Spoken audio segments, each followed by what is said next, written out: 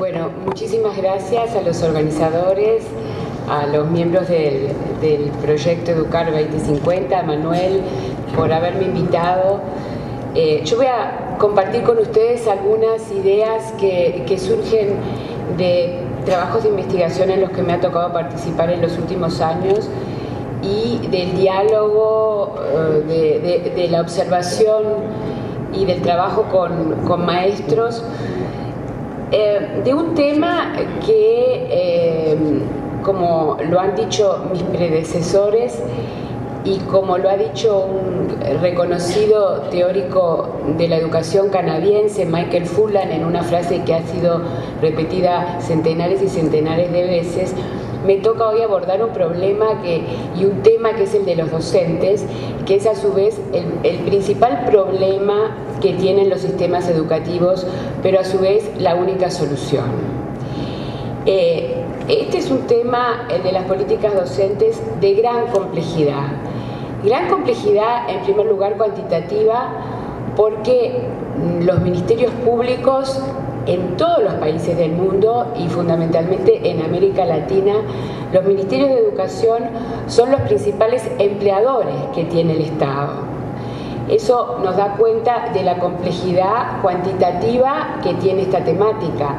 Cualquier modificación que hagamos a nivel de condiciones laborales de los docentes, de la formación, de la evaluación del desempeño docente, afecta a miles y miles, a millones de funcionarios públicos y también de empleados de instituciones privadas. Y la segunda complejidad es una complejidad cualitativa, porque cuando hablamos de docentes nos referimos a docentes como si fueran una categoría homogénea. Y hoy los sistemas educativos se han diversificado, y vaya si se han diversificado. Nos estamos refiriendo a docentes de distintos niveles, de educación parvularia, preescolar, educación básica, media, técnico profesional, a docentes que cumplen distintas funciones. Por lo tanto, es esta una temática que plantea múltiples desafíos. Ahora, yo les decía, los docentes hacen la diferencia. Hoy, en los últimos 20 años, desde la década de los 90 hasta ahora, tenemos múltiples informes de investigación, informes de organismos internacionales, informes de países, estudios de casos, tanto a nivel internacional como en América Latina, que nos muestran, nos dan evidencia clara de que un buen desempeño docente es el factor que influye en forma decisiva en los logros educativos de los estudiantes. Voy a ser muy caricaturesca para poder atenerme a los tiempos que nos hemos fijado y voy con grandes pinceladas, pero yo les diría que hay estudios que nos muestran claramente que un currículum excelente en manos de un mal docente no logra ningún impacto a nivel del aprendizaje de los alumnos, mientras que un deficiente currículum en manos de un excelente docente provoca aprendizajes significativos en los estudiantes. Esto que parece de perogrullo, hoy tenemos abundante evidencia. Hay un informe del cual se ha hablado muchísimo, que es el informe McKinsey, por lo que, y hago referencia porque hoy se habló mucho de PISA, de los resultados de PISA y cómo se sitúan los países latinoamericanos en relación a PISA. Y yo creo que es un termómetro importante, pero que no debemos tampoco caer en pesimismo sobre este tema. ¿Por qué? Porque países como la Argentina, como Uruguay, como Chile, que en América Latina, dentro de todo, se sitúan dentro del grupo de países, según datos de UNESCO, con mejores indicadores educativos, esos países, en la principios de la década de los 90, no tenían sistemas de evaluación de aprendizajes. Es decir, Argentina, si no me equivoco, fue en los años 93, 94, 95 que se empieza a evaluar sistemáticamente a los estudiantes. Uruguay en el año 96. Esto que parece, es cierto que para un padre, para una sociedad, para la sociedad civil 15 años es mucho, pero en términos de sistemas educativos esto no es nada. Países como Finlandia, que tanto se menciona, empezaron a evaluar aprendizajes en la década de los 50. Entonces tenemos que también situar las cosas en su justa medida, y yo creo que lo que nos sirve hoy, la información que tenemos y cómo esa información fluye, es justamente para saber los déficits que tienen nuestros países y cómo han hecho los que han hecho mejor que nosotros.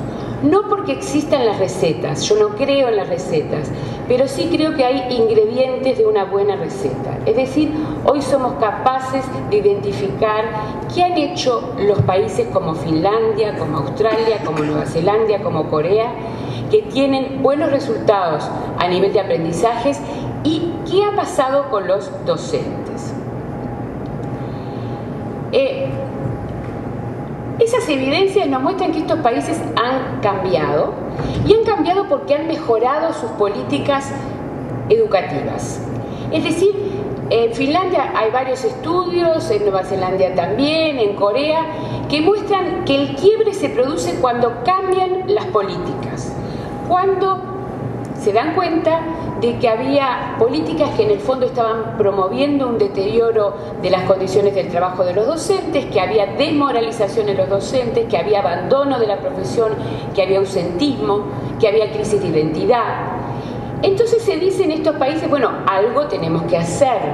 Tenemos una situación económica que ha mejorado, no importa tener una buena educación como recurso fundamental para el desarrollo económico y social, y tenemos que hacer algo para cambiar estas políticas.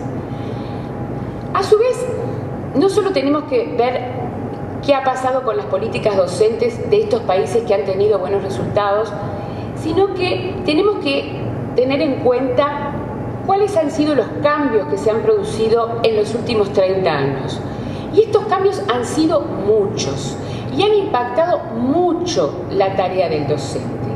Hay cambios a nivel macro, cambios a nivel de la sociedad. Hoy en América Latina han aumentado notoriamente el número de madres jefas de hogar. Han aumentado las familias monoparentales. Ha habido deterioro en muchas familias desde el punto de vista de sus condiciones socioeconómicas. Hay inseguridad de empleo, y todo esto evidentemente tiene un impacto grande en la escuela y en el trabajo que desempeñan los docentes. Las condiciones del aula también han cambiado. Ser docente en el año 2010 no es lo mismo que ser docente o que fue ser docente en el año 1960 o 1980. Hoy hay medios masivos de comunicación, hoy hay estudiantes que no son los mismos, es decir, que las condiciones han cambiado y han cambiado mucho. A su vez hay cambios, Inés lo decía, y el cambio en educación es un tema que ha sido estudiado. Yo les doy un solo ejemplo para no extenderme demasiado en esto, que es un tema apasionante, pero en Canadá, en la provincia de Quebec, hace poco se hizo un estudio sobre lo que se llama un cambio por sustitución, es decir, reemplazar. ¿Cuánto tiempo llevaba el reemplazo? Les pongo un ejemplo de un pizarrón clásico por la pizarra que requiere marcadores. ¿Saben ustedes cuánto tiempo lleva a un sistema educativo y a los docentes ese cambio? Eso se ha estudiado. 5 años es el mínimo. Porque eso requiere cambio de prácticas institucionales, cambios de prácticas de trabajo de los docentes. Algo muy simple, no utilizar cualquier marcador, utilizar un marcador que se pueda borrar, etc. Entonces, tenemos aquí una presión frente a los cambios que impone a los docentes un gran número de desafíos y por lo tanto a las políticas también.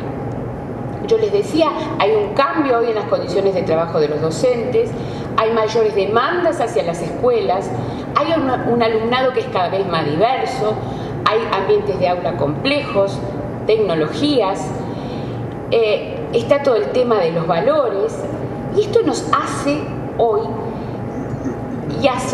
que los países tengan que pensar y tengan que repensar todo lo que tiene que ver con las políticas docentes.